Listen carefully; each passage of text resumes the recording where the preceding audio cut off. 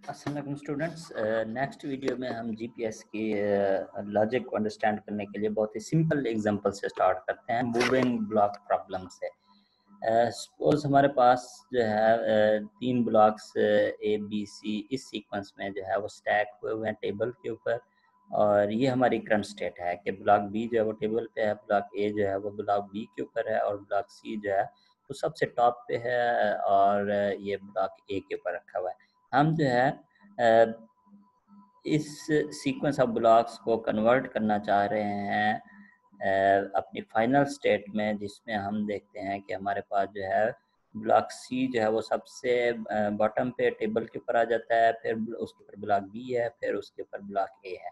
और इसमें pre condition ये है कि लाइक रोबोटिक आर्म जो है वो एक ब्लॉक को एक वक्त में पिक कर सकता है, और वो भी उस सूरत में जब उसके ऊपर कोई और ब्लॉक जो है वो मौजूद ना हो। अलबत्ता यह है कि टेबल के ऊपर हमारे पास यहाँ पे काफ़ी स्पेस मौजूद है कि एक ब्लॉक को अगर यहाँ से उठा के जो है वो टेबल पे रखना चाहें, दूसरे को भी रखना चाहें, तो हम जो है उसमें रख सकते हैं। तो अब इस प्रॉब्लम को सॉल्व करने के लिए हम देखेंगे कि किस तरह से हम जो है जीपीएस के प्रोग्राम को हम जो है इनिशियल स्टेट का नॉलेज भी प्रोवाइड करें, करंट स्टेट का भी बताएं कि ये हमारी गोल स्टेट है, फाइनल स्टेट है, और फिर हम जो है जो एक्शंस जो है परफॉर्म करने हैं वो नॉलेज भी उसके पास होना चाहिए, तब हमें जो है वो गाइड कर सकेगा। और अगर वो किसी मशीन के साथ अटैच होगा तो वो फिर उस मशीन की मदद से जो है एक्चुअली ब्लॉक्स को रोबोटिक आर्म की मदद से मूव भी कर सकता है। तो बेसिकली इस सीक्वेंस में कन्वर्ट करने के लिए लॉजिकली स्पीकिंग अगर आप देखें कि आपके मेजर स्टेप्स कौन से बनते हैं, कि आप ब्लॉक सी को पहले जो है वो टेबल पे सबसे पहले ब्लॉक सी को रखेंगे, क्योंकि आप दरमियान से ब्लॉक ए और बी को नहीं निकाल सकते। ब्लॉक सी को आप सबसे पहले जो है वो टेबल पे रखेंगे, और उसके बाद जो है आप दोनों ब्लॉक्स को एक वक्त में नहीं मूव कर सकते। फिर उसके बाद ब्लॉक ए को भी आपको टेबल के ऊपर रखना होगा, फिर ब्लॉक बी जो है वो आप सी के ऊपर रखेंगे, फिर आप ब्लॉक ए जो है वो आप ब्लॉक बी के ऊपर रख जाएंगे। तो ये आपके पास जो है फाइनल सीक्वेंस बन जाएगा। अब इसमें हमने देखना यह है कि हम ये जो स्टेप्स डिफाइन करेंगे, या जो एक्शंस डिफाइन करेंगे, या जो ऑपरेटर्स डिफाइन करेंगे, उनका जो ज़्यादा डिटेल में भी हम ना जाएंगे। ये नहीं कि आपने एक ब्लॉक को ग्रिप किया, फिर आपने उसे उठाया, फिर आपने उसे रखा, ये 3 स्टेप्स नहीं बनेंगे। सिर्फ आपने इसका जो है सूटेबल लेवल पे ग्रैनुलैरिटी ऑफ नॉलेज रखनी है कि आपने एक ही स्टेप में ब्लॉक सी को ग्रिप करके, मूव करके, प्लेस करके यहाँ पे टेबल पे प्लेस कर दिया। तो ग्रैनुलैरिटी ऑफ द नॉलेज जो है ये भी बहुत इंपॉर्टेंट है। ये ना हो कि सिस्टम बहुत ज़्यादा डिटेल में चला जाए और इसकी प्रोसेसिंग जो है वो स्लो हो जाए। तो सूटेबल लेवल पे कॉमन सेंस को यूज़ करते हुए आपने जो है वो हमने ऑपरेटर्स या एक्शंस को जो है वो डिफाइन करना है। उनका नॉलेज पाइथन के सीक्वेंस में हम डिफाइन करेंगे, और जीपीएस को हम जो है देंगे। फिर जीपीएस जो है उन ऑपरेटर्स को एग्जीक्यूट करेगा, उस नॉलेज को यूज़ करेगा, और प्रॉब्लम्स को जो है वो सॉल्व करेगा। अब हमने कॉमन सेंस यूज़ करनी है। ये हमारी इनिशियल स्टेट है। अब इंट्यूटिवली स्पीकिंग स्टेप्स आप देखें कि इसके कितने स्टेप्स हैं। कि सबसे पहले ब्लॉक ए सी जो है वो मूव होगा और हम टॉप, और इसे हम प्लेस करेंगे टेबल के ऊपर। उसके बाद जो नेक्स्ट स्टेप है, ब्लॉक ए जो है वो मूव होगा और इसे भी प्लेस कर देंगे टेबल के ऊपर। उसके बाद ब्लॉक बी जो है ये ब्लॉक सी के ऊपर आ जाएगा। उसके बाद ब्लॉक ए जो है ये ब्लॉक बी के ऊपर आ जाएगा। तो टोटल काउंट करें अब कितने स्टेप्स हैं। दोबारा मैं ऐसे करता हूँ कि हमारे पास ये देखें, ये पहला स्टेप हो गया, स्टेप 1 या operator 1, action 1, block C on table, place block C on table, एक स्टेप। दूसरा step place block A on table, 2 step हो गए। तीसरा step place block B on top of the block C, 3 step. और चौथा step place block A on block B. तो total हमारे पास लॉजिकली इंट्यूटिवली स्पीकिंग 4 स्टेप्स बन रहे हैं, और तब ये हमारी इनिशियल स्टेट जो है ये फाइनल स्टेट में कन्वर्ट हो रही है, गोल स्टेट हमारी जो है वो अचीव हो रही है। तो ये 4 हमारे पास ऑपरेटर्स हमने इसी तरह से हमने जो है जीपीएस में भी हमने इसे बनाने हैं, और ये हमारे पास एक तरह का नॉलेज बेस बन जाएगा। तो दोबारा से देखते हैं कि ये हमारी इनिशियल स्टेट है, ये हमारी जो है फाइनल स्टेट है, कि हमने इस सीक्वेंस को इस सीक्वेंस में कन्वर्ट करना है। ये एक ही ब्लॉक्स हैं, सिर्फ उनकी जो है डिफरेंट इंस्टेंस ऑफ टाइम में जो है इनकी जो है ये पोजीशन चेंज हो गई है। तो ये हमारी फाइनल या गोल स्टेट बन गई है। अब ये तो हम डायग्राम हमारे लिए अंडरस्टैंडेबल है। कंप्यूटर को या जीपीएस प्रोग्राम को जो कि पाइथन में रन हो रहा होगा, उससे हम इस तरह से इनिशियल स्टेट नहीं बता सकते या इस तरह से फाइनल स्टेट नहीं बता सकते। जीपीएस के फंक्शन को हम जो है लिस्ट ऑफ स्ट्रिंग्स या लिस्ट ऑफ सिंबल्स की मदद से जो है वो बताएंगे कि ये हमारी इनिशियल स्टेट है और this is our goal state और final state which we want to achieve. तो बेसिकली जीपीएस फंक्शन को हम 3 आर्ग्यूमेंट्स पास करेंगे। ये हमारा जीपीएस का फंक्शन है, ये उसकी आर्ग्यूमेंट लिस्ट है। इसमें ये जो पहला आर्ग्यूमेंट है वो हमारे पास ये है कि ये यहाँ से लेकर यहाँ तक जो है ये हमारे पास जो है एक लिस्ट ऑफ स्ट्रिंग्स है जो कि इस इनिशियल स्टेट को रिप्रेजेंट कर रही है। लिस्ट ऑफ सिंबल्स वर्ड्स की मदद से, वर्ड्स कहाँ से आएंगे, कॉमन सेंस यूज करते हमने रियल वर्ड के जो है वो वोकैबुलरी हमने यूज करनी है और लिस्ट ऑफ स्ट्रिंग्स की मदद से हम जो है इनिशियल स्टेट को रिप्रेजेंट करेंगे। अच्छा, इसमें आप देखें ये जो है ये जितना मर्जी हम स्ट्रिंग्स यूज कर लें, जितने मर्जी सिंबल्स यूज कर लें, हम किसी भी रियल वर्ड की सिचुएशन को 100% जो है वो लिस्ट ऑफ स्ट्रिंग्स की मदद से शो नहीं कर सकते।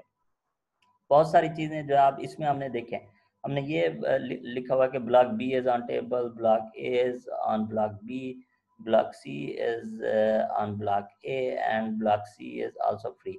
इसके लिए इसकी वर्डिंग डिफरेंट भी हो सकती थी। हम ये भी कह सकते थे कि block B is under block A, block A is under block C free का मैंने वर्ड यूज किया। हम जो है इसे ये भी कह सकते थे सी ऑन टॉप, यूं भी कह सकते थे।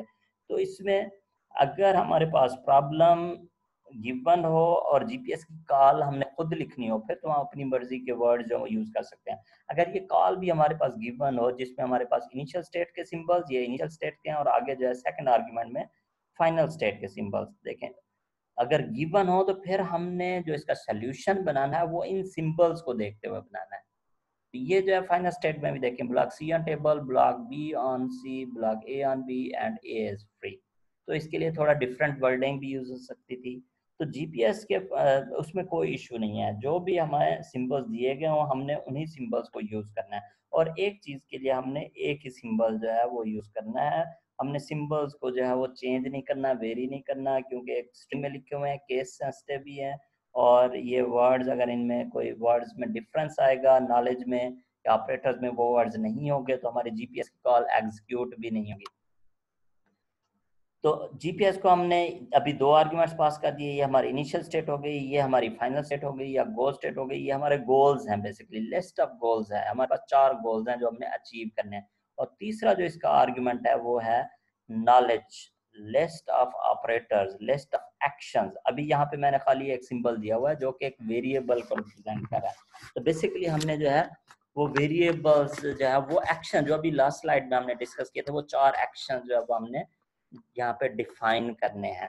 तो ये वेरिएबल पाइथन में इससे ऊपर इस कॉल से पहले जो है ये डिफाइन हो जाना चाहिए। तो यहाँ पे हम देखेंगे कि ये हमने वेरिएबल डिफाइन किया, इस कॉल से पहले हमने ये वेरिएबल डिफाइन किया जो कि लिस्ट ऑफ एक्शंस होगी, इसलिए इसके आगे जो है इक्वल टू करके स्क्वायर ब्रैकेट दी हुई है। इसलिए हमने अभी लास्ट स्लाइड में इंट्यूटिव जो हमारा सोल्यूशन था, कितने एक्शन सोचे हुए थे, 4 एक्शंस हमने सोचे हुए थे। तो उनको एक्शन के कीवर्ड के जरिए हमने लिख लेना है और हर ऑपरेटर जो है वो अपनी करली ब्रैकेट में होगा। पहला action move block C on table, ये वाला ब्लॉक जो है ये टेबल पे चला जाएगा।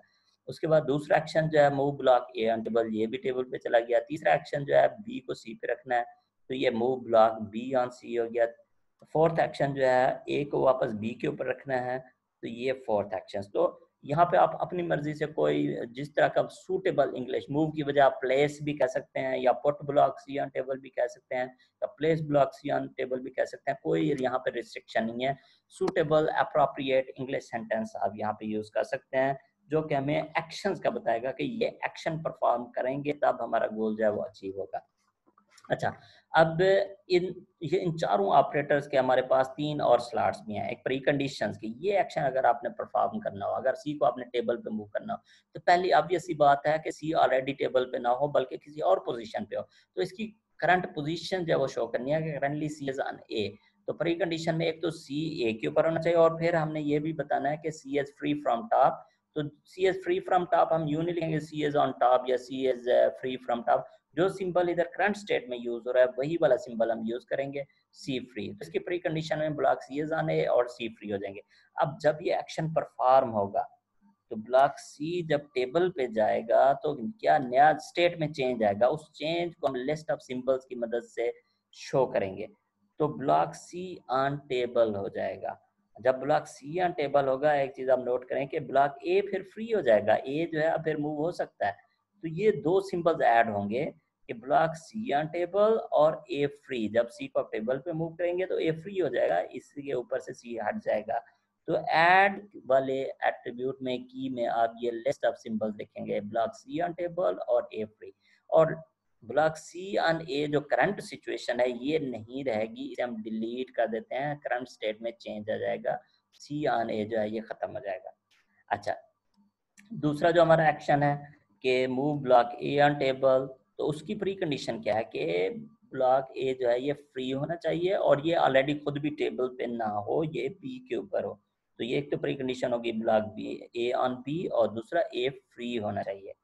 ठीक है, अब जब ये एक्शन परफॉर्म होगा तो ब्लॉक ए ऑन टेबल हो जाएगा, ओके, और साथ में बी भी फ्री हो जाएगा कि इसके ऊपर से ब्लॉक ए हट जाएगा। तो ये हमने ऐड कर दी दो सिंबल्स करंट स्टेट में।